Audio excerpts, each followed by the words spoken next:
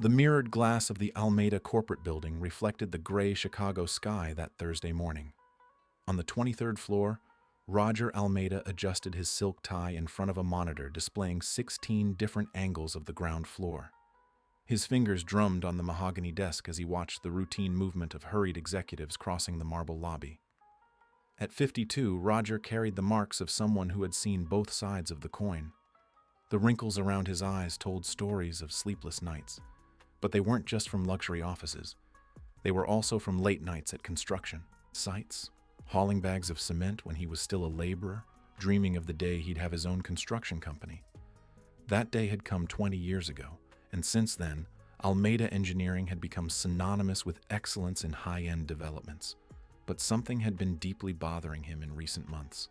He watched his employees and no longer recognized the spirit that had motivated him to build that empire. Where was the humanity? Where was the gratitude for every opportunity? In place of those values, he saw only cold ambition, cruel competitiveness, and a dangerous detachment from the reality most Americans face daily. That's when the idea came to him. A risky, controversial, but necessary idea. Roger needed to know who really deserved to be there. He needed to find out if his closest collaborators still possessed something no degree or MBA could teach: compassion. That morning, at exactly 9 o'clock, Roger picked up the phone and called home. Mia, his 8-year-old daughter, answered with the bright voice that always lit up his day. He explained the plan one more time, making sure she understood and felt comfortable. The girl, who had inherited not just her father's brown eyes, but also his sharp sense of justice, enthusiastically agreed to participate. Half an hour later, a discreet car dropped Mia off 2 blocks from the building. The girl wore purposely worn-out clothes, borrowed from the daughter of Mrs. Gable, the family's housekeeper. On her shoulders, she carried a plastic bag with empty soda cans that would be part of her character. Her hair was slightly messy, and Roger had instructed his wife not to put in the colorful accessories Mia loved so much. Roger's heart tightened as he watched her through the cameras, approaching the revolving door.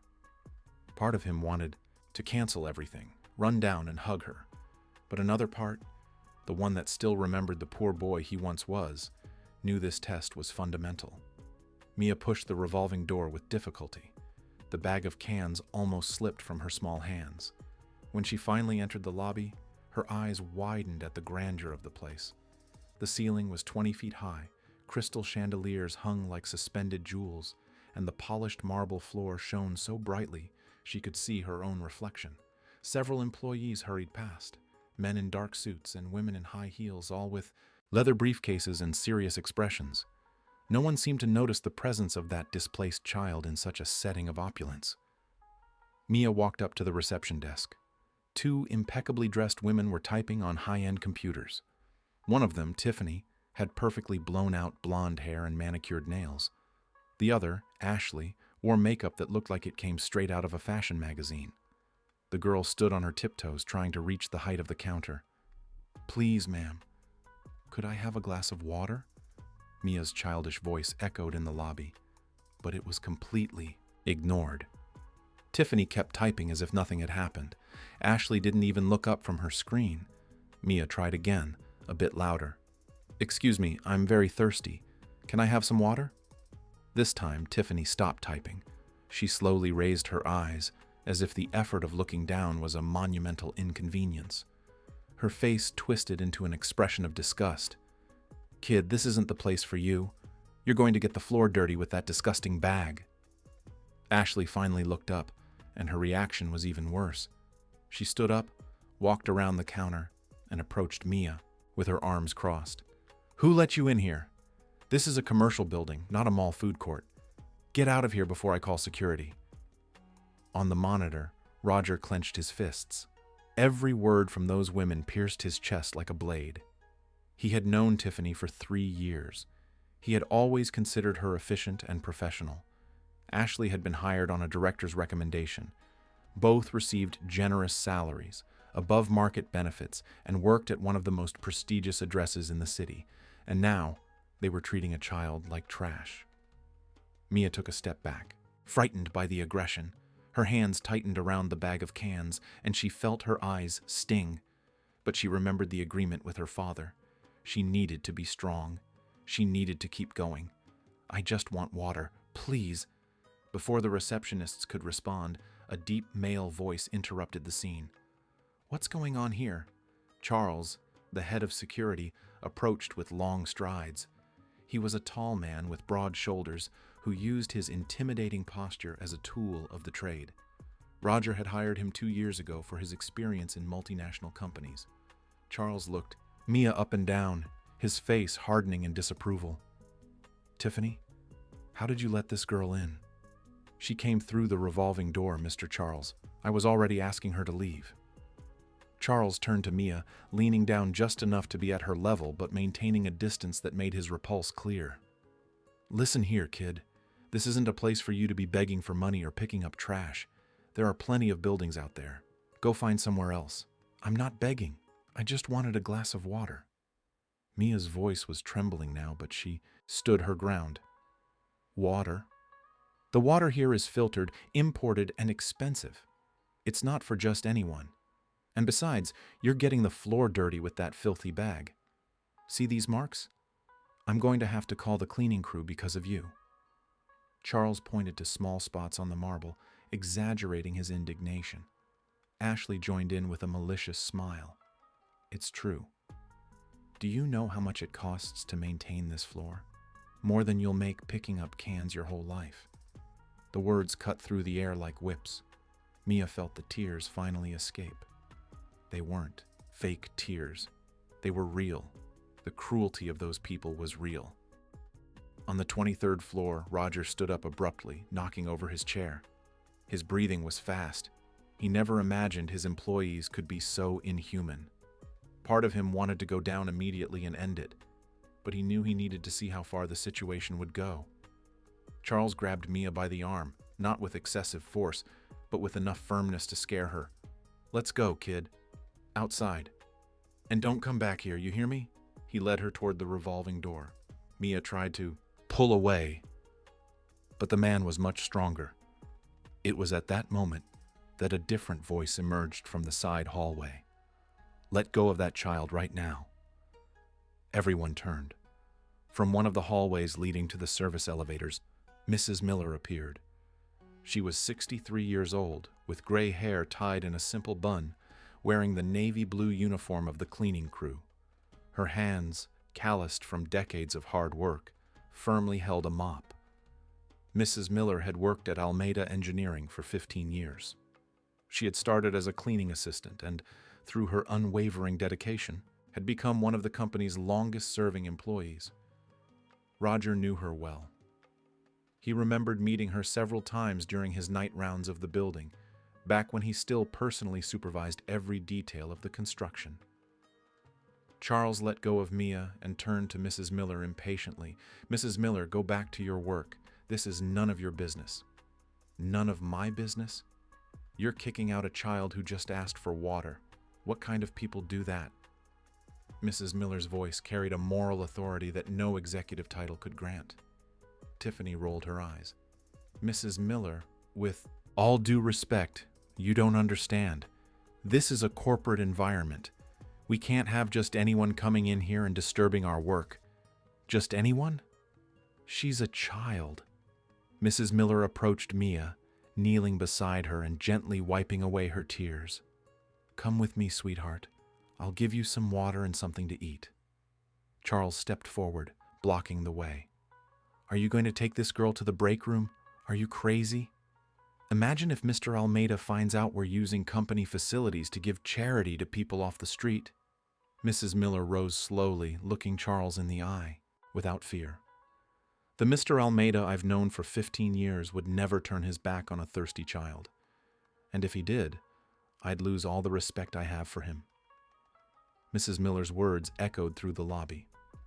Several employees passing by stopped to watch the argument. Ashley picked up the phone from the counter. "I'm calling Mr. Sterling. He'll handle this situation." On the monitor, Roger frowned. Arthur Sterling was the company's general manager, his right hand in administrative matters. A man Roger had personally promoted 3 years ago, trusting him with more and more responsibility. While Ashley dialed, Mrs. Miller reached out her hand to Mia. Come, dear, don't be afraid. Mia looked at Mrs. Miller's calloused, gentle hand, then at the hostile faces around her. Then, with a decisive movement, she took the woman's hand. Charles tried to interfere again, but Mrs. Miller stopped him with a look that carried decades of dignity. Step aside, young man. There is still humanity in this world, even if you've forgotten it. And so, Mrs. Miller led Mia down the side hallway toward the employee break room, leaving behind a lobby in tense silence. Roger watched it all, and for the first time in months, he smiled. Amidst the overwhelming disappointment with Charles, Tiffany, and Ashley, he had found exactly what he was looking for. But he knew the test wasn't over yet. The employee break room was on the second floor, accessible only by a service elevator that most executives didn't even know existed. It was a simple space with light beige walls, an old but functional refrigerator, a microwave, and a long laminate table surrounded by plastic chairs. When Mrs. Miller and Mia entered, 3 other cleaning staff members were on their coffee break. Joyce, a black woman with a wide smile, was heating up her lunch. Sarah, younger in her 30s, was drinking coffee from a disposable cup. And Nancy, the quietest of the group, was flipping through a crossword magazine. The 3 looked up simultaneously when they saw Mrs. Miller enter with a humble-looking child. "Miller, who is this girl?" Joyce asked, already standing up with concern. "I found her downstairs. Those people in the lobby were treating her like a dog, kicking the poor thing out just because she asked for water." Sarah shook her head, indignant. "Doesn't surprise me. That Charles is a brute. And the girls at the front desk spend their lives looking down on everyone." Nancy was already grabbing a glass and filling it with cold water. She approached Mia with a gentle smile. "Take this, honey. Drink slowly." Mia accepted the glass with both hands, as if it were a treasure. She drank in small sips, feeling the cool water relieve the dryness in her throat. The liquid was so cold, she felt a slight shiver. Joyce opened the fridge and searched inside. "Hold on. Let me see what I have here." She pulled out a plastic container and opened it. Inside was rice, beans, and pieces of roasted chicken. "It's my dinner, but it's still good. I'll heat it up for you." "You don't have to, ma'am. I just wanted water." Mia tried to refuse, but Mrs. Miller sat beside her and put an arm around her shoulders. "You're hungry, sweetheart, don't lie. Eat without being ashamed. We know what it's like to be in need here." Sarah pulled up a chair and sat on Mia's other side. "What's your name?" "Mia." "And your parents, Mia?" "Where are they?" The girl hesitated. Her father had prepared a story, but looking at those kind faces, she felt a pang in her chest for having to lie. "My mom is working. We live far away." "And what were you doing here downtown, picking up cans to help at home?" The 4 women exchanged looks filled with compassion. They all knew stories like that. Some had even lived stories like that. The microwave beeped. Joyce took the hot container out with a dish towel and placed it in front of Mia, along with a plastic fork. "Eat up, beautiful. And eat it all, you hear?" Mia looked at the steaming food. The aroma of seasoned chicken filled her nostrils. Even though she had eaten breakfast just a few hours earlier in her comfortable home, she felt her stomach growl. It was impossible not to be moved by that generosity. While Mia ate, the women talked in low voices. "This world is lost, Miller. People have forgotten that everyone is the same on the inside. It doesn't matter if you're in a suit or flip-flops." "It's true, Sarah. And the worst part is that many of those people downstairs came from humble families too, but they forgot where they came from."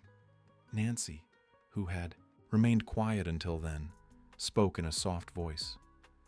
"My grandma always said that a person's true wealth is in their heart, not their pocket. You can have all the money in the world, but if you don't have kindness, you're poor in spirit." Mrs. Miller nodded, stroking Mia's hair. "Your grandmother was wise, Nancy." Mia ate slowly, savoring every bite, but also paying attention to every word from those women. She was learning something no private school could teach. She was seeing humanity in its purest form. On the 23rd floor, Roger watched the scene through a discreet camera, installed in the break room. There were cameras on every floor, part of the building's security system, but he rarely accessed the ones in the service areas. Now, seeing those four simple women offering everything they had to a strange child, he felt his eyes well up. How much did he pay each of them? Minimum wage, maybe a little more. Joyce had just given her dinner to Mia. That food probably represented a meal she had spent hours preparing at home. And downstairs, his executives, who earned 10-15 times more, couldn't offer a simple glass of water. The intercom on his desk buzzed. It was Martha, his private secretary. "Mr. Almeida, Mr. Sterling is coming up. He said he needs to speak with you urgently." Roger quickly turned off the monitors and straightened up in his chair. "Send him in." A few seconds later, the office door opened. Arthur Sterling entered with long strides, wearing a look of poorly disguised irritation. He was a man in his 40s, with graying hair at the temples that gave him an air of distinction, an impeccable gray suit, and Italian shoes that shone under the lights. "Good morning, Roger. Sorry to interrupt, but I need to report an incident." Roger leaned back in his chair, interlacing his fingers over his stomach. "What kind of incident?" Arthur began gesturing as he spoke, making his indignation clear. One of the cleaning staff, Mrs. Miller, caused an embarrassing situation on the ground floor. A beggar child showed up, dirtying the lobby, and when security tried to remove the girl, Miller interfered in a completely inappropriate way. Inappropriate how? She confronted Charles in front of everyone, questioned the reception procedures, and even took the girl to the break room.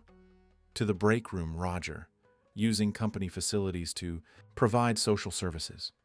Roger kept his expression neutral, but internally he was boiling. And what's the problem with giving food to a hungry child? Arthur blinked, as if he couldn't believe the question. The problem? Roger, this company has an image to protect. We are a high-end construction company. Our clients are investors, businessmen, the city's elite. If word starts getting around that our building has become a social assistance point, we're going to tarnish our reputation. Roger rose slowly, walking to the window that offered a panoramic view of the city. "Arthur, when was the last time you were hungry?" "What?" Arthur seemed bewildered by the question. "It's a simple question. When was the last time you were truly hungry?" I've never been hungry, thank God. I come from a stable family." "Well, I have." Roger turned to face him. "I was very hungry. There were days when my brothers and I split one boiled potato between the four of us. There were nights I went to sleep with nothing but sugar water in my stomach because there was nothing else." Arthur swallowed hard. "I know your story, Roger. Everyone admires your journey. But that's exactly why you should understand that we need to maintain standards. You built this with a lot of effort. And you think I built this to become just like the people who humiliated me when I was poor? It's not a matter of humiliation. It's a matter of order. Of protocol." "Protocol?" Roger felt the anger rising.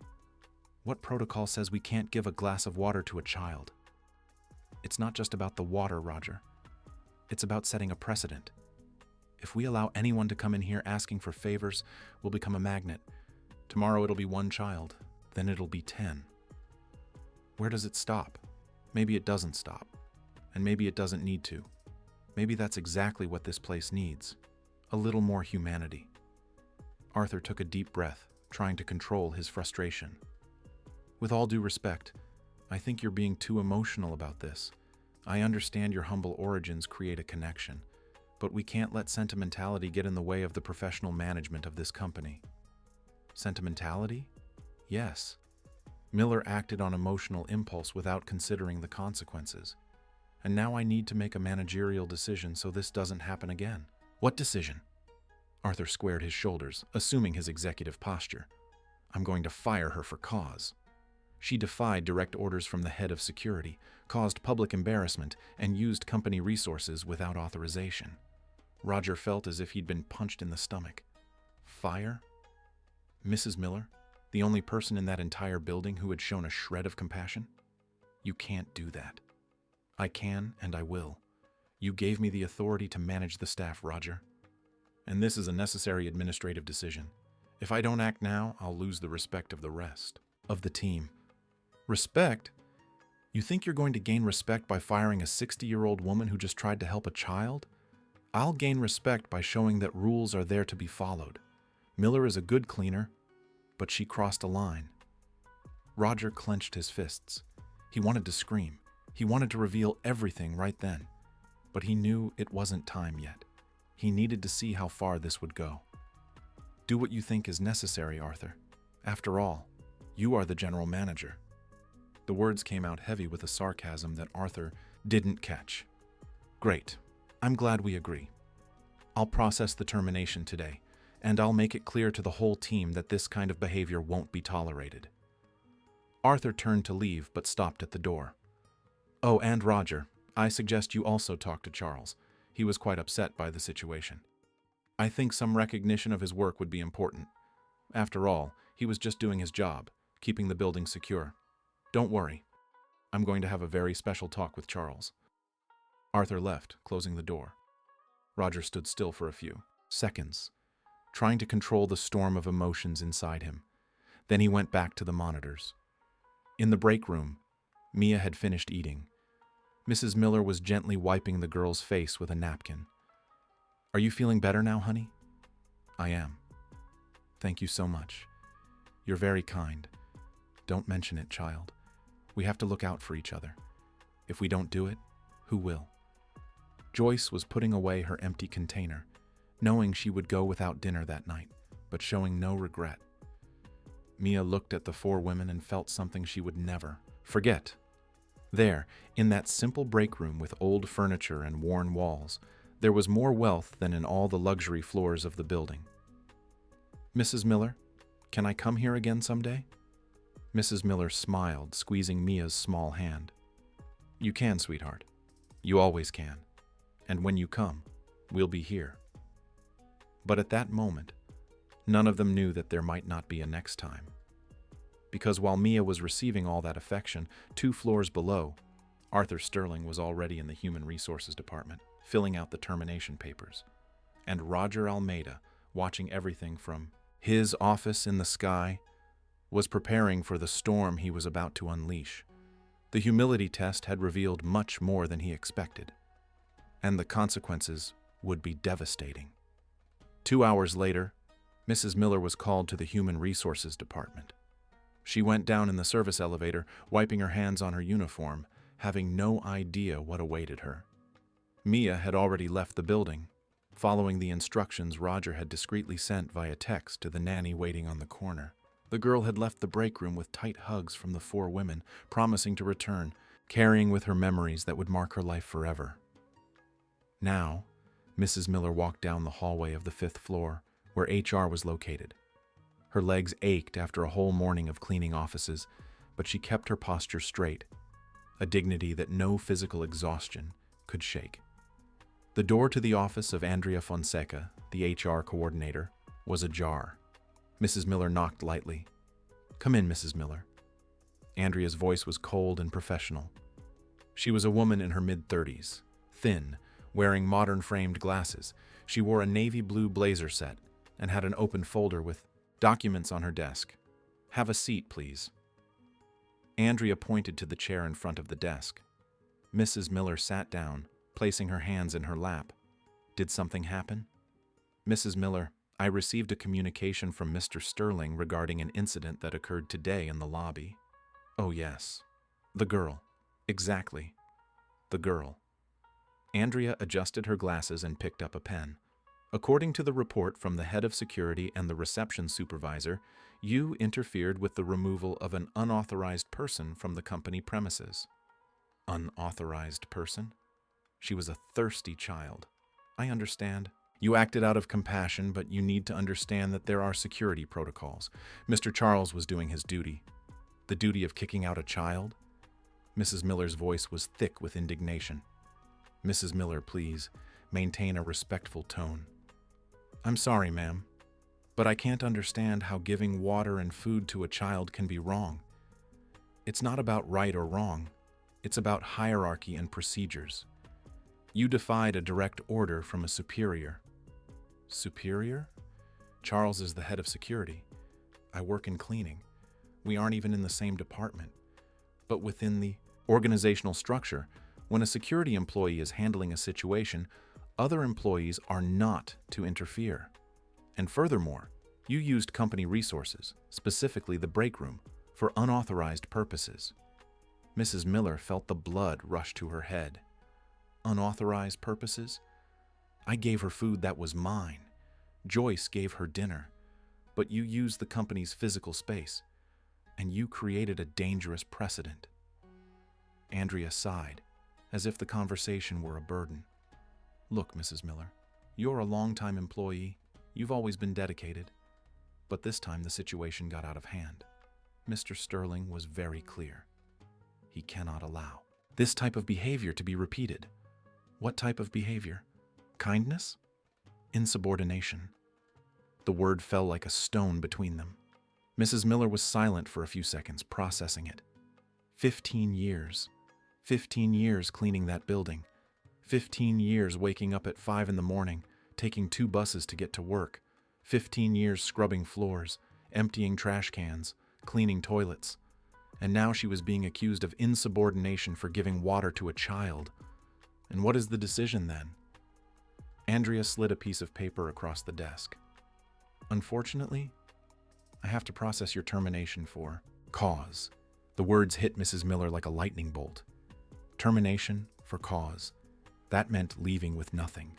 No notice, no severance, no unemployment benefits. For cause? Her voice came out trembling. For cause, ma'am? For giving water? For the reasons I cited. Defying orders, improper use of facilities, behavior that compromises the company's image. Mrs. Miller felt tears burn her eyes, but she didn't let them fall. Not here. Not in front of this woman who spoke of compassion as if it were a crime. I have bills to pay. I have a grandson to support. My daughter is unemployed. What am I going to do? Andrea looked away, clearly uncomfortable. I'm sorry, Mrs. Miller, but the decision has already been made. You need to sign here, collect your belongings, and leave the building today. Today, those are the procedures in cases of termination for cause. Mrs. Miller looked at that paper. Her vision was blurred by the tears that insisted on forming. And if I don't sign, you can refuse. But it won't change the decision. It will only delay the process. At that moment, the office door burst open. It was Joyce, Sarah, and Nancy. The 3 had been informed by other employees about what was happening and had run upstairs. What's going on here, Andrea? Joyce asked, out of breath. Please, leave. This is a private meeting. Private nothing. Miller has been our colleague for years. If you're going to fire her, we have a right to know why. Sarah approached the desk, reading the document. For cause? You're firing Miller for cause? Nancy, usually quiet, spoke with a voice trembling with anger. This is an injustice. She only helped a child. Andrea stood up, trying to regain control of the situation. Ladies, please. This is none of your business. Go back to your stations. We're not going anywhere. Joyce crossed her arms. If Miller goes, we go too. Don't talk nonsense. It's not nonsense. Miller has worked here for 15 years. 15 years. And now you throw her away like trash? Sarah took Mrs. Miller's hand. We're with you, Miller. You're not going through this alone. Mrs. Miller looked at her colleagues, at those faces marked by time and hard work, and felt a deep emotion flood her chest. She wasn't alone, but at the same time she knew that if her friends also lost their jobs, it would be even worse. Girls, don't do this. You have families. You need the job. And you don't? Joyce shot back. At that moment, the door opened again. Arthur Sterling entered, accompanied by Charles, the head of security. What's going on here? Why have you abandoned your posts? Arthur looked around with disapproval. We didn't abandon anything. We came to defend Miller from this injustice you're doing. Injustice? Arthur gave a humorless smile. Interesting. You think maintaining order and the standards of this company is an injustice? Is kicking out a thirsty child an order? Sarah retorted. It wasn't kicking out. It was the removal of an unauthorized person who was disturbing the environment. Disturbing? She was asking for water. Charles took a step forward, assuming his intimidating posture. Listen here. I was doing my job. I won't be questioned by a bunch of cleaning ladies. A bunch of cleaning ladies? Joyce stepped toward him. Say that again. Arthur stepped between the two. Enough. This isn't a marketplace. Either you go back to your stations immediately, or I'll process the termination of all of you for collective insubordination. Silence fell over the room. The four women looked at each other. They knew Arthur wasn't bluffing. It was Mrs. Miller who broke the silence. Stop it, girls. I don't want you losing your jobs because of me. Miller? Joyce tried to protest, but Mrs. Miller raised her hand. I'll sign. I'll leave in peace. But I want you to know one thing. She looked directly at Arthur and Charles. I may leave here with nothing in my pocket, but I leave with a clean conscience. I helped a child. I did what was right. And if I had to choose again, I'd do it all the same. Arthur crossed his arms. Very noble of you, Mrs. Miller. But nobility doesn't pay the bills. No, it doesn't. But it lets you sleep in peace at night. Can you sleep in peace knowing you sent away a 15-year employee for giving water to a child? I sleep perfectly well knowing I maintain the standards of this company. Mrs. Miller took the pen and signed the document with a steady hand. Then she looked at Andrea. There. Can I go? Andrea nodded, visibly relieved that it was ending. You need to go to the locker room and get your things. Mrs. Miller rose slowly. Her legs were shaking, but she kept her head high. Joyce, Sarah, and Nancy hugged her, crying. We're going to miss you, and I'll miss you. Mrs. Miller left the room accompanied by her three friends, leaving behind Arthur, Charles, and Andrea. Well, problem solved. Arthur literally wiped his hands. I hope this serves as an example for the rest of the staff. Charles agreed. It was necessary. Now everyone will think twice before questioning authority. On the 23rd floor, Roger turned off the monitor.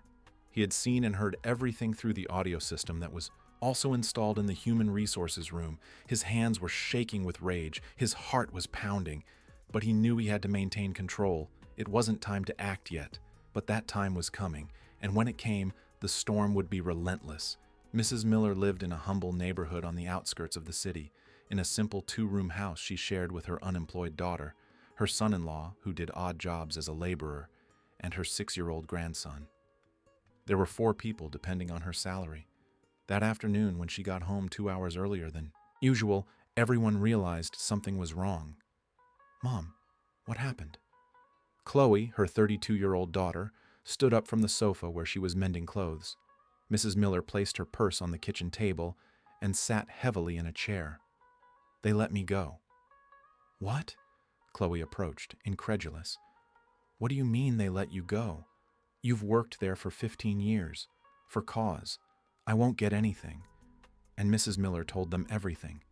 The girl in the lobby, the cruelty of the reception and security staff, her decision to help, the firing. Chloe listened to it all with growing indignation. This is absurd. You have to sue. You have to go after your rights. With what money, honey? Lawyers are expensive, and labor lawsuits take years. Mark, the son-in-law, who had heard the conversation from the kitchen, joined them. Mrs. Miller, Chloe is right. You can't let this slide. This was harassment. Not harassment, Mark. It was punishment for doing what I thought was right. And do you think it was wrong? Wrong? Never. If I had to choose again, I'd do it all the same. But now we have to think about what we're going to do. I was the only one with a steady job in this house. The silence that followed was heavy. They all knew what it meant. Overdue bills, compromised food, uncertainty. Peter, Mrs. Miller's grandson, came home from school at that moment. He was 6 years old, with big, curious eyes and a smile that lit up any room. Grandma, you're home early. He ran to hug her, and Mrs. Miller squeezed him tight against her chest, feeling the tears finally escape. I am, my love. I'm home early today. Why? Are you sick? No, my boy. I just had a different kind of day. Chloe signaled for Mark to take the boy to the bedroom. They needed to talk more privately. When they were alone, Chloe held her mother's hands. Mom, we'll find a way. We always do. We will, honey. We always do. But for the first time in many years, Mrs. Miller wasn't sure. Meanwhile, in a wealthy neighborhood across town, Roger Almeida was having dinner with his family. The table was full. The house was spacious. The atmosphere was comfortable. But he barely touched his food. Are you okay, honey? Beth, his wife, looked at him with concern. She knew that. Look. It was the look he had when something was deeply bothering him. I'm thinking about the test? Mia, who was sitting next to him, ate a piece of chicken and spoke with her mouth still half full. Daddy, those women in the break room were so nice to me, especially Mrs. Miller. Beth looked at her husband. And how was the result? Did people pass the test? No. Almost no one passed. In fact, only one person passed, and that person was fired today. Beth let her fork drop onto her plate. Fired? How? Arthur. He processed the termination for cause of the employee who helped Mia. Roger told her all the details. The coldness of the reception, the brutality of the security chief, Mrs. Miller's compassion, and Arthur's cruel decision. Beth was shocked. But that's inhuman. You have to do something. I'm going to, tomorrow morning. Why not today? Because I need to prepare everything properly. I don't just want to reverse Mrs. Miller's firing. I want to leave a lesson that no one in that company will ever forget. Mia looked at her father with admiration. Daddy, are you going to help Mrs. Miller? I am, sweetheart. I'm going to do much more than that. That night, Roger barely slept. He spent hours in his private office, planning every detail of what he would do. He reviewed the contracts of everyone involved. He studied Mrs. Miller's files, confirming what he already knew. 15 years of impeccable work, 0 warnings, several honorable mentions. Then he reviewed the files of Arthur, Charles, Tiffany, and Ashley. He found some interesting things.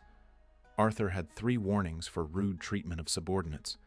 Charles had 2 complaints of abuse of authority that had been shelved. Tiffany and Ashley had a history of being late and using their phones during work hours, and all of them had summarily fired the most exemplary employee he had. The next morning, Friday, Roger woke up at 5 o'clock. He showered and put on his best suit, the same one he had worn at the building's inauguration 5 years ago. Beth woke up at the sound and went to the closet. Are you really going to do this? I am. And I need you to come with me. Me?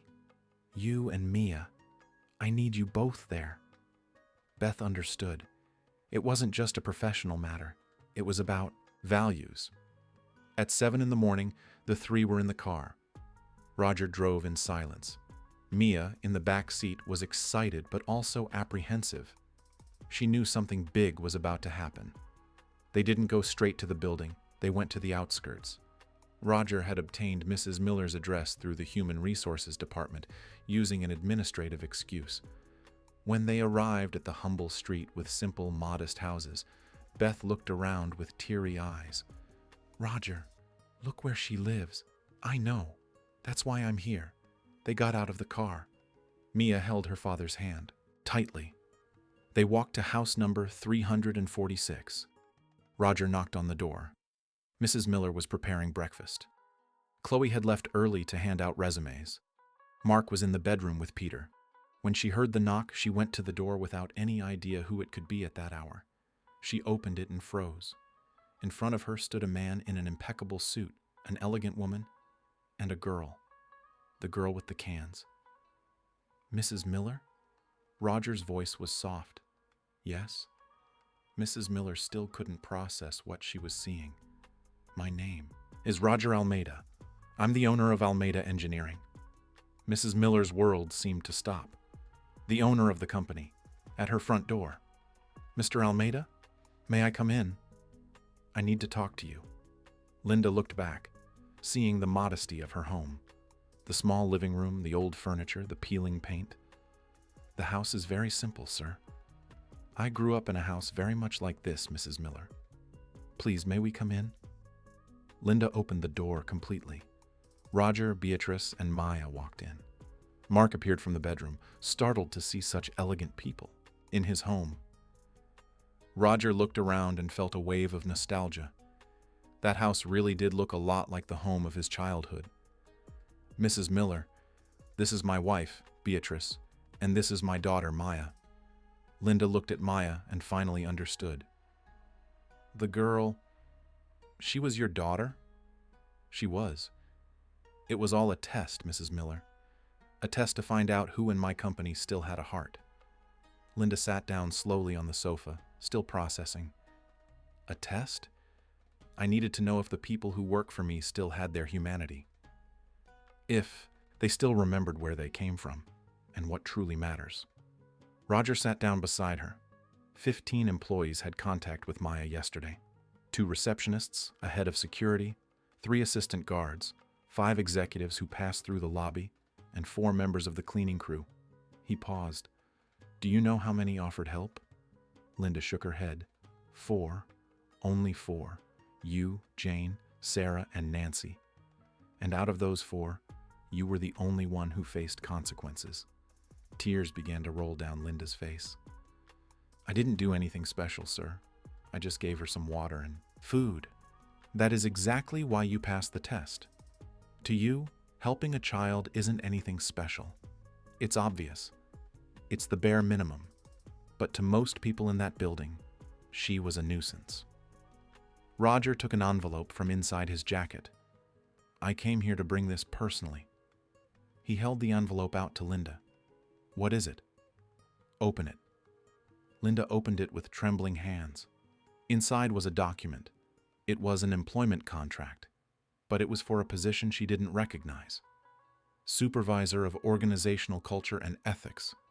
She read it out loud, confused. What is this? It's your new position, Mrs. Miller. If you accept, of course.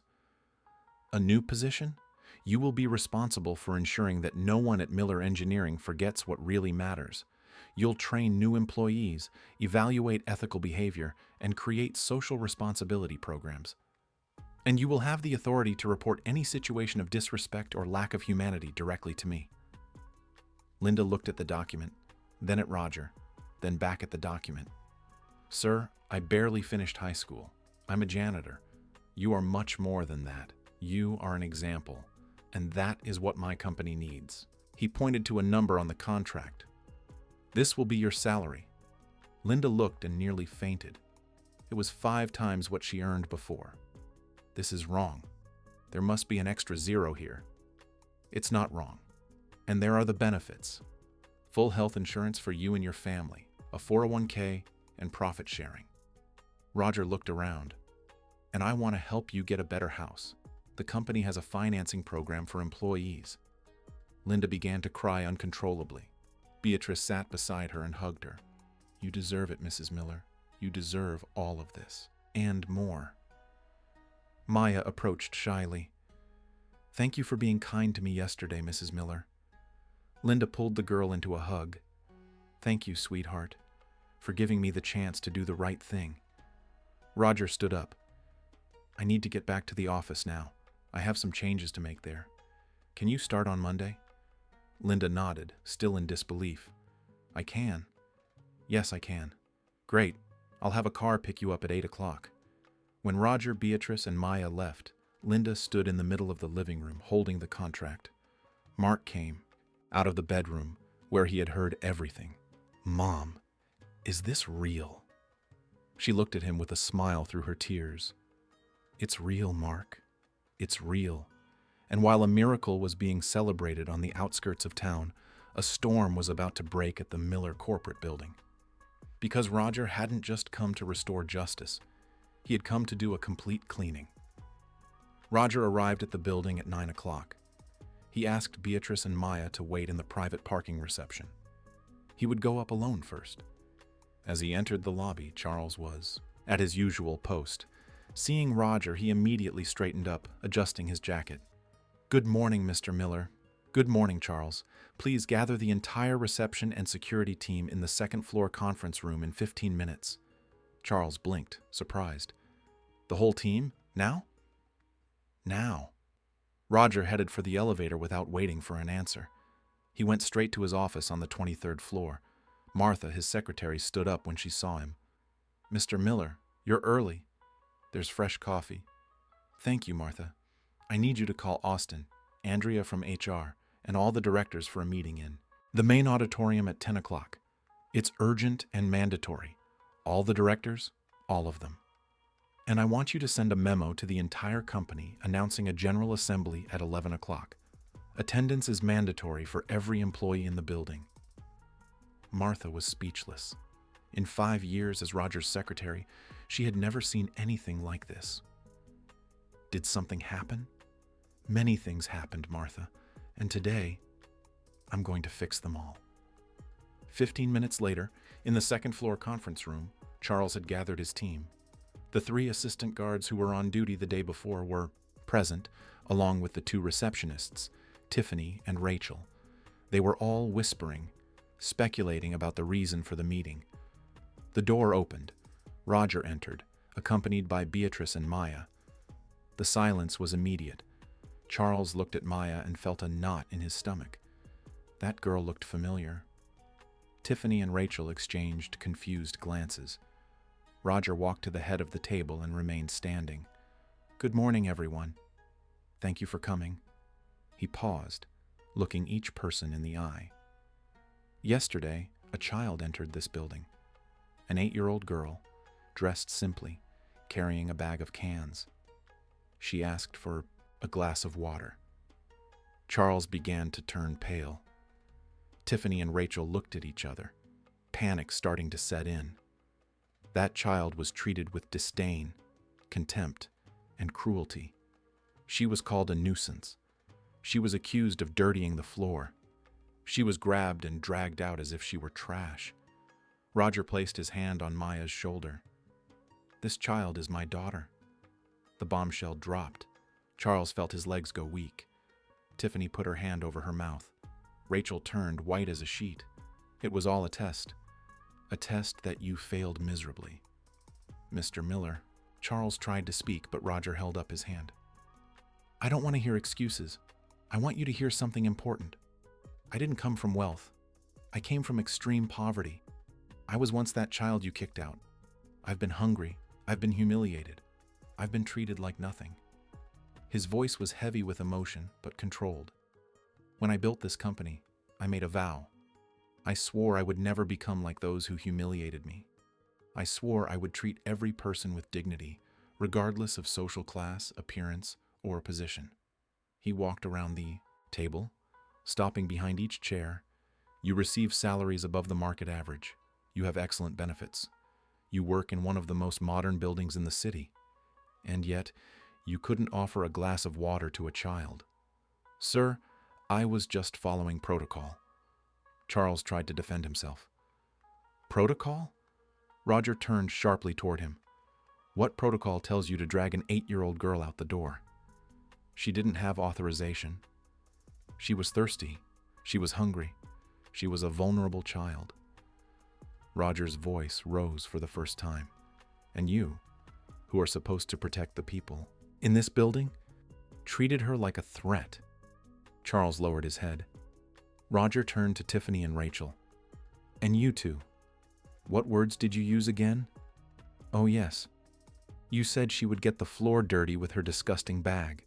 You said the water here was too expensive for just anyone. We didn't know. Rachel began to cry. You didn't know she was my daughter? Does that make a difference? If it had been the janitor's child, would it have been acceptable to treat them that way? He slammed his hand on the table. A person's character is revealed exactly by how they treat someone who can offer them nothing in return. The silence was absolute. Only the sound of Rachel's quiet sobbing broke the heavy air. Roger took a deep breath, steadying himself. Yesterday, an employee was fired. Mrs. Miller, fired for cause, according to the report I read. And do you know what her crime was? Giving water to my daughter. giving food to my daughter, treating her with the dignity that all of you denied her. Tiffany tried to speak, her voice trembling. Mr. Miller, we didn't know. If we had known... Exactly. That's the problem. You would only have treated her well if you knew who she was. And that isn't character. That's convenience. He walked back to the head of the table. I want you to know that I personally went to Mrs. Miller's house this morning. I saw where she lives, I saw her situation, and I offered her a new position in this company. Charles looked up, surprised. She will be the new supervisor of culture and ethics. She will earn 5 times what she earned before, and she will have the authority to report directly to me about any situation involving a lack of humanity in this company. He paused, letting the information sink in. As for you, Roger took an envelope from his jacket. You are all fired, effective immediately. No! Rachel stood up. Please, Mr. Miller, I need this job. I have bills to pay. And didn't Mrs. Miller have bills? She is 63 years old. She has an unemployed daughter and a grandson to support. But that didn't matter when you fired her, did it? Tiffany joined her hands in a plea. Sir, we can change. We can be better. You can. But not here. You'll learn that lesson somewhere else. Charles remained seated, rigid. And me, sir? Am I fired too? Especially you, Charles. You put your hands on my daughter. If she weren't so brave, she would have left here traumatized. Roger pointed to the door. Collect your things. Security will escort you out. And you can be thankful I'm not suing you for harassment and child endangerment. The 5 of them stood up slowly in a state of shock. As they left, Roger called 2 guards who were waiting outside. Please escort these people to collect their belongings and then accompany them out of the building. At 10 o'clock, in the main auditorium, the 12 directors of Miller Engineering were gathered. Austin Mendez sat in the front row next to Andrea, the HR coordinator. Everyone was whispering, trying to figure out what was happening. Roger entered, accompanied by Beatrice. Maya had stayed in his office with Martha, drawing. Good morning, directors. Everyone answered in unison. Roger got straight to the point. Yesterday, I conducted an integrity test in this company, a test that revealed things that have left me deeply disappointed. He told the whole story, the test with Maya, the reactions of the employees, Linda's compassion, and the cruel firing ordered by Austin. As he spoke, Austin's face grew paler and paler. When Roger finished, the silence in the auditorium was deafening. Then he looked directly at Austin. Austin, you've been my general manager for 3 years. I trusted you. I thought you understood the values of this company. But yesterday, you showed that you've become exactly the kind of person I despise most. Roger. Austin tried to speak, but his voice failed him. You fired the best employee I had for cause, and you defended the worst. You said you were maintaining standards. What standards are those, Austin? The standards of cruelty, of indifference. He walked until he was face to face with Austin. I gave you power. I gave you authority. And you used that power to destroy the life of a 63-year-old woman whose only crime was having compassion. Austin stood up, trying to maintain some dignity. I was protecting the company's image. Protecting it? You destroyed the image of this company, at least for me. Roger turned to the other directors. I want to make one thing very clear to all of you. This company was built on values, honesty, hard work, and above all, humanity. If you've lost that, you've lost everything. He turned back to Austin. You're fired, Austin. For cause. For the same reasons you used to fire Mrs. Miller. Insubordination to the company's values, but there are no buts. Collect your things and leave. Austin looked around, seeking support from the other directors. No one dared to speak. Andrea, who was beside him, swallowed hard. And me, Mr. Miller? Roger looked at her. You executed an unjust order without questioning it. You processed a termination that you knew in your conscience was wrong. You are also fired. Please. No negotiations. At 11 o'clock, the main auditorium was packed.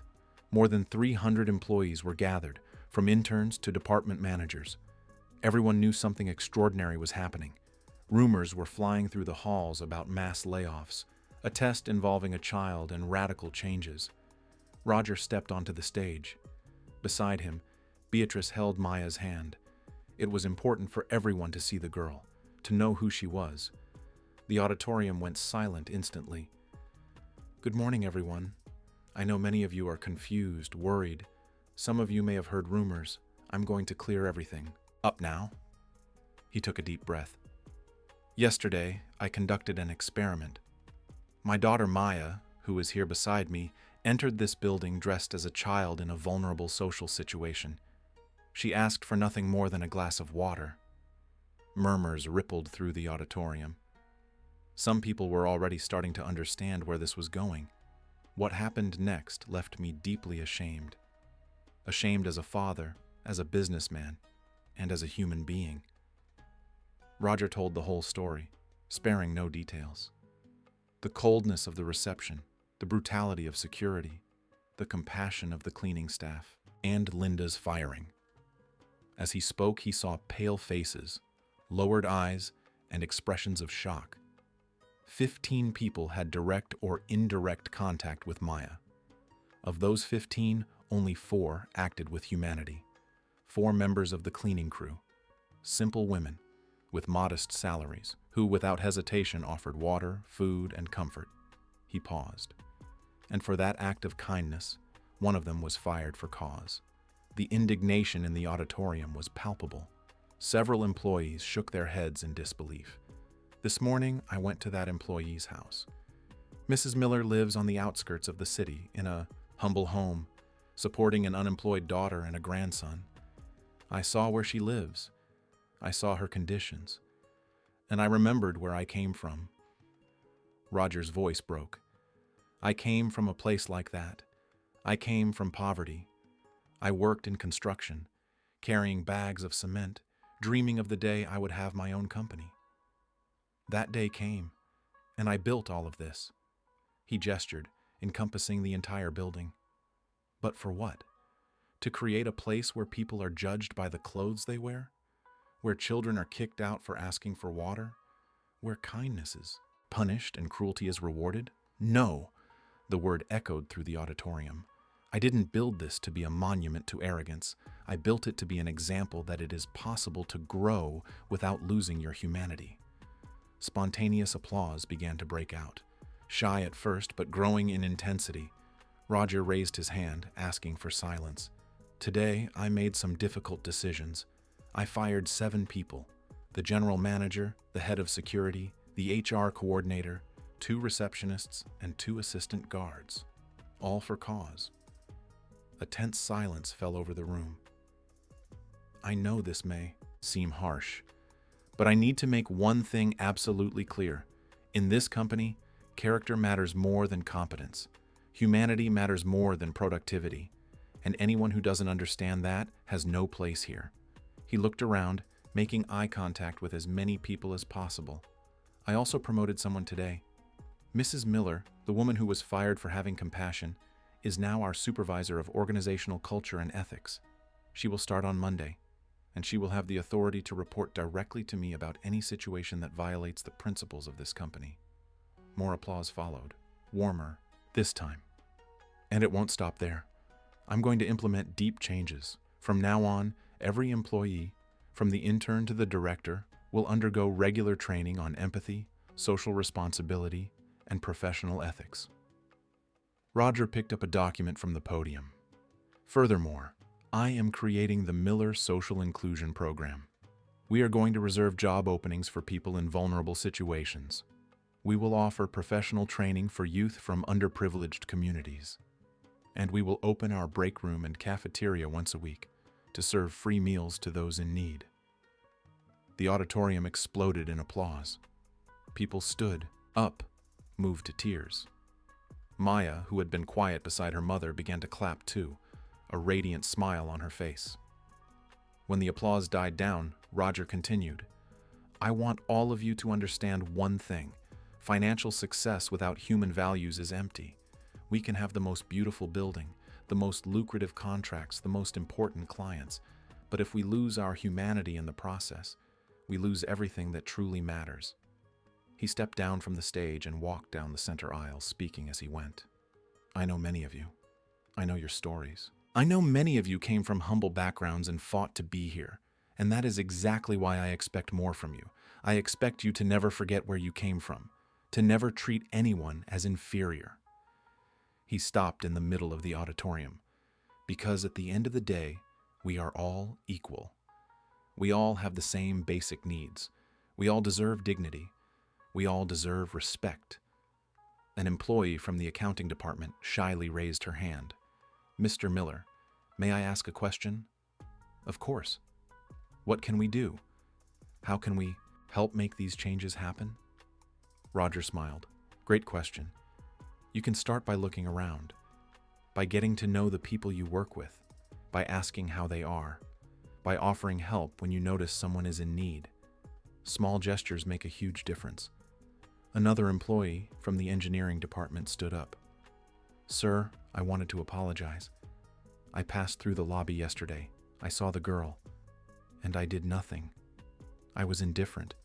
His voice was trembling. I regret it deeply. Roger walked over to him. And it is exactly that regret that shows you have a conscience, that there is still hope. I don't want you to beat yourself up. I want you to learn from this, so that next time you act differently. The man nodded, emotional. I will. I promise. Other employees began to speak up. An intern shared that she also came from a poor family and sometimes felt out of place in the corporate environment. A project manager admitted he had become arrogant with success and needed to change. For nearly an hour, the auditorium was transformed into a space for collective reflection. People shared stories, took responsibility, and committed to change. Roger listened to it all, deeply moved. This was exactly what he had hoped for, not just to punish the guilty, but to transform the culture of the entire company. When the assembly ended, Roger returned to the stage. Thank you all for your honesty, for your vulnerability. This shows that there is still a lot of value in this company. He picked Maya up in his arms. My daughter taught me something very important yesterday. She taught me that kindness doesn't depend on age, money, or social position. She saw 4 simple women treat her with more dignity than well-dressed executives, and that changed my perspective on everything. Maya hugged her father, hiding her face on his shoulder. Let's make this company a better place. A place where everyone, absolutely everyone, is treated with respect. And if anyone doesn't agree with that, I invite them to look for opportunities elsewhere. Because here, these will be our non-negotiable values. The assembly ended with a standing ovation that lasted for several minutes. The following Monday, Linda arrived at the building at exactly 8 o'clock. A company car had picked her up as promised. She was wearing new clothes that Beatrice had helped her choose over the weekend. Simple, but elegant. When she entered the lobby, she was greeted by new receptionists Roger had hired personally. Women he had interviewed focusing not on their resumes, but on their character. Good morning, Mrs. Miller. It's an honor to have you here. The warm greeting surprised her. Good morning, ladies. Roger was waiting for her on the ground floor. Seeing her, he broke into a genuine smile. Mrs. Miller, welcome to your first day. Thank you, Mr. Miller. It still feels like a dream. It's very real and very well deserved. He led her to the 10th floor where her new office was located. It was a modest but comfortable room with windows overlooking the city, a desk, a computer, and bookshelves. Linda looked around, tears in her eyes. It's beautiful. It's yours. At that moment, Jane, Sarah, and Nancy appeared at the door. All 3 had been promoted to administrative assistants and would now work directly with Linda. The 4 women hugged, crying with joy. We made it, Linda. We made it. We did, Jane. We did. In the following months, Miller Engineering underwent a complete transformation. Ethics and empathy training became mandatory. The social inclusion program began to work, bringing dozens of young people from underprivileged communities in for professional training. The break room, which was once restricted, became a communal space where executives and cleaning staff ate lunch together, talked, and shared stories. Maya visited the office frequently. She became beloved by all the employees, especially by Linda and her friends, who spoiled her with affection. The story of the humility test leaked to the press. Newspapers published articles about the transformation of Miller Engineering. Some people criticized it, calling Roger radical. Others applauded, saying he was a visionary. Roger didn't care about the criticism. He knew he was doing the right thing. A year later, on a Thursday morning, Roger was in his office when Linda knocked on the door. "Mr. Miller, may I come in?" "Of course, Mrs. Miller, always." She entered carrying a folder with reports. "I've come to present the results of the first year of the inclusion program." She opened the folder, showing numbers, photos, and testimonials. "We trained 87 young people. Of those, 62 were hired by partner companies. 20 are working here at Miller, and 5 started their own small businesses." Roger flipped through the documents, moved. "This is extraordinary, Mrs. Miller. That's not all. Employee satisfaction has increased by 42%, turnover has dropped by half, and productivity is up 28%. She smiled. "It seems kindness is good for business, too." Roger laughed. "It always was. People just forgot." He stood up and walked to the window. "You know, Mrs. Miller, sometimes I think about that day, about the test, and I realized that the one who was truly being tested was me." "How so?" "I needed to find out if I still had the courage to do the right thing, if I still believed in the values that brought me here. And you gave me that answer." "It was Maya who gave it, sir. She was very brave. Both of you. Together, you showed me that it's still worth fighting for a better world." Linda approached the window, looking at the city below. "Do you know what my mother always used to say? She said we can't change the whole world, but we can change the world for one person. And if everyone changes the world for one person, then we really do change the whole world." Roger placed his hand on her shoulder and on her. "Your mother was wise, and you honor that wisdom every day." That afternoon, when Linda returned home, she found an envelope in her mailbox. Inside was a letter and a photo. The letter was from Roger. In it, he explained that he had bought a house in her name, in a better neighborhood, with 3 bedrooms, a backyard, and a garage.